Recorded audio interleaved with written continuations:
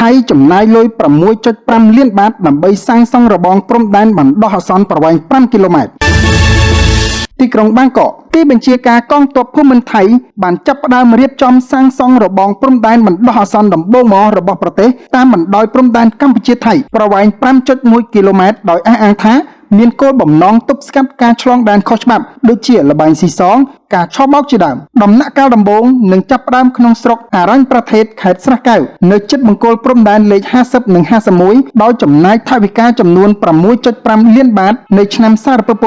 2025នេះបើយោងតាមការឲ្យដឹងពីលោកវិថៃឡៃធំយ៉ាអ្នកនាំពាក្យទីបញ្ជាការកងទ័ពភូមិន្ទថៃអ្នកនាំពាក្យបានបញ្ជាក់ថាបច្ចុប្បន្នកំពុងសាងសង់ផ្លូវដើម្បីជំរុញដល់ដំណើរការសាងសង់របងព្រំដែនបណ្ដោះអាសន្នក្នុងរយៈពេល1ទៅ2ខែខាងមុខពេលធ្វើផ្លូវរួចរាល់របងនឹងត្រូវសាងសង់ភ្លាមៗតែម្ដងរបងបណ្ដោះអាសន្ននេះគឺជាប្រភេទរបងបង្គោលបេតុងនិងលួសបន្លាកម្ពស់ 2 ម៉ែត្រមាន2ស្រទាប់និង9កម្រិតដោយបំពាក់ដោយកាមេរ៉ាសុវត្ថិភាពលោកបានបញ្ជាក់ថាកងវីរៈសេនាតូចអភិវឌ្ឍចល័តលេខ 12 កំពុងសម្របសម្រួលជាមួយកងវីរៈសេនាធំលេខ 12 ដើម្បីចាប់ផ្ដើមសាងសង់នៅតំបន់ដែលគ្មានចំនួនព្រំដែនផែនការធ្វើរបងព្រំដែននេះស្របពេលដែលនាយករដ្ឋមន្ត្រីថៃលោកអនុទិនច័ន្ទវីរកុលសង្កត់ធ្ងន់ថាច្បាប់ថៃនឹងត្រូវអនុវត្តលើពលរដ្ឋខ្មែរដែលរស់នៅភូមិជោគជ័យនិងភូមិព្រៃច័ន្ទខណៈដែលបដាបទបញ្ជារបស់អាជ្ញាធរថៃបានដាក់កំណត់ត្រឹមថ្ងៃទី 10 ខែតុលាចំណែកមេបញ្ជាការយុទ្ធភូមិភាគទី 1 ថៃស្នើឲ្យផ្អាកកិច្ចប្រជុំគណៈកម្មាធិការព្រំដែនថ្នាក់យុទ្ធភូមិភាគកម្ពុជាថៃ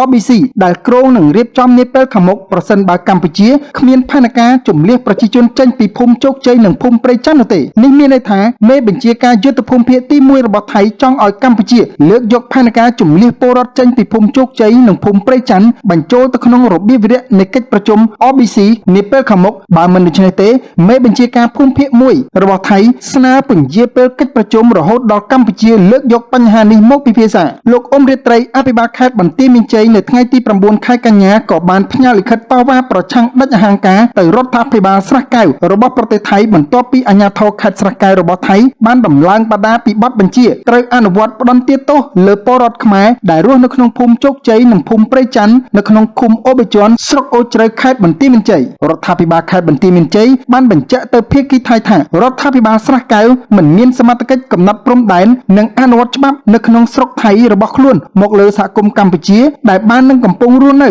និងអាស្រ័យផលនៅក្នុងតំបន់នេះមិនទាន់មានការកំណត់ខណ្ឌសីមាព្រំដែនរួចរាល់នោះទេ